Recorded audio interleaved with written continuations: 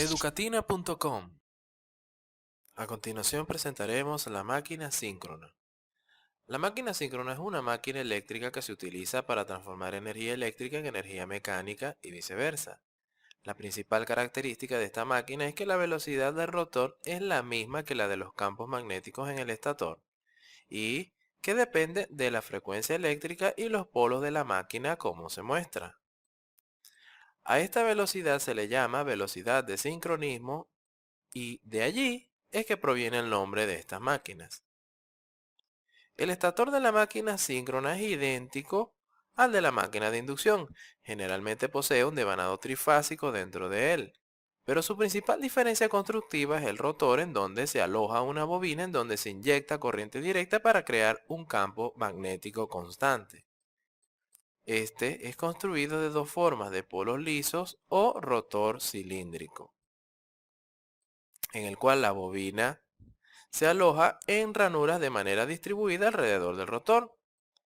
La otra es de polos salientes, que es donde el devanado está concentrado en la estructura del rotor, como se muestra en la figura. En cualquiera de los dos casos, para alimentar la bobina del rotor se utiliza un juego de anillos rozantes en el eje, en donde se conectan las terminales de la bobina, y mediante escobillas poder alimentarlo con corriente directa mientras éste gira. Las máquinas síncronas pueden funcionar de dos formas. La primera de ellas y la más utilizada es como generador, comúnmente llamado generador síncrono. Para su funcionamiento se le conecta en el eje del rotor, por ejemplo, un motor diésel o a gasolina, y se inyecta corriente continua a la bobina del rotor a través de los anillos rozantes para crear el campo magnético inductor.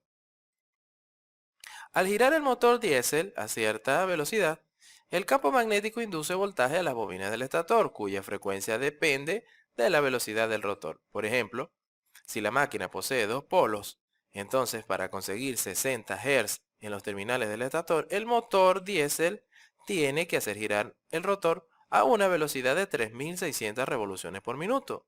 Los generadores síncronos son utilizados en las centrales eléctricas para generar energía eléctrica que llega a nuestros hogares.